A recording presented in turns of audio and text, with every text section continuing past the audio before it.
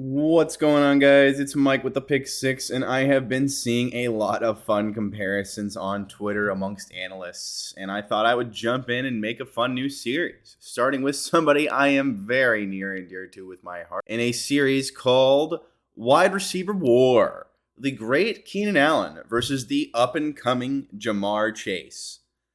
I am aware that they are in two entirely different phases of their career, so I'm going to be doing my best to compare apples to apples and make this a very fun series for everybody. First off, let's break down their physical traits to get an idea of how they play the game and why. When we look at their measurables at the time of draft, we can see that while Keenan has an advantage in arm and hand length, Jamar has the advantage in 40-yard dash and vertical.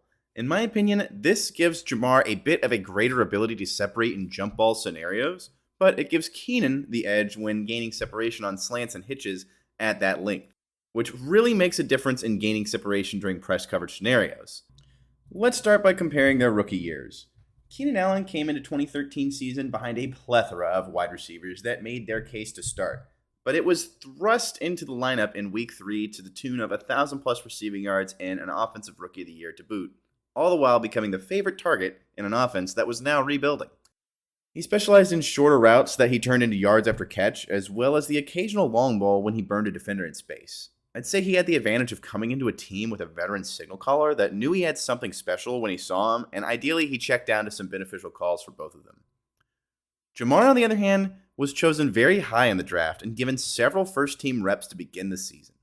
He had a bit of a slow start, but immediately began to gain a rapport with the second-year quarterback, Joe Burrow. You could say that having a newer quarterback was a blessing and a curse for Jamar, as there was bound to be growing pains, but there are arguments for growing into each other as they developed being better for the long run. Jamar finished with 1,455 yards and certainly showed his NFL readiness by matching up with some of the league's top talent in a run to the Super Bowl that I do not think will ever quite be replicated. That team overperformed from week 10 on, and his ability to beat guys long was long on display throughout.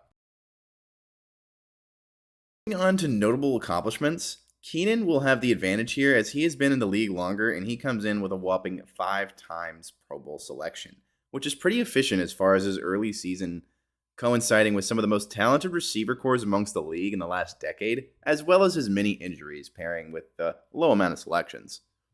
He also boasts the 2017 Comeback Player of the Year award, one much deserved, and was a big part in any Chargers' high points whatsoever. Passing the analysis on over to Chase, he has jumped into the league with 2 Pro Bowls already, so he is gaining on Allen in that right, as well as the coveted AFC Championship title that Mr. Allen has yet to raise either. Just like with overall stats, Jamar has his current pace, looks to surpass Keenan in this right, but only Father Time will tell as far as durability and the accomplishments go.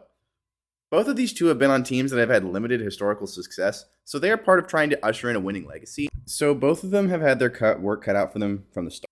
On to keys to win. Jamar's keys to success are going to be man coverage. He's the second best wideout in the league when it comes to this, and his ability to make jump balls and 50-50s feel competitive, even when he might not have the height advantage, is a great ability to have.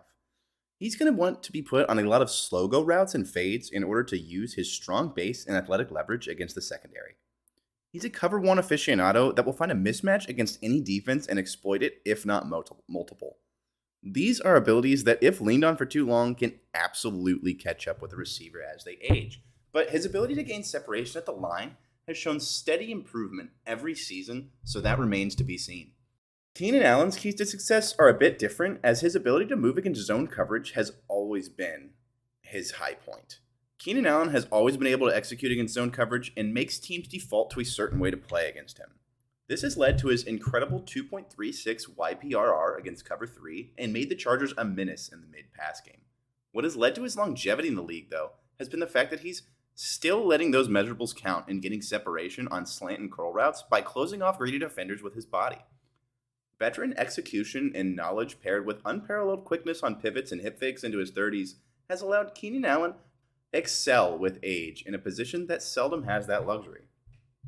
My final analysis on these two is going to be this. Keenan Allen, in my opinion, is a Hall of Fame wide receiver, as he has shown he is not quite out of the peak years, with 5 of the last 7 of them being 1,000-yard seasons, and only having a lot of them missed due to injury. If he has another good half decade and the Chargers accomplish any more, I can see it happening. His durability is the only thing you can say something about, and having someone who specializes in receptions being injury prone is a bit counterproductive, and I understand that. As it stands, I think Keenan's a better plug and play guy right now, but Jamar Chase has the ability to be a top 3 wide receiver ever at this rate.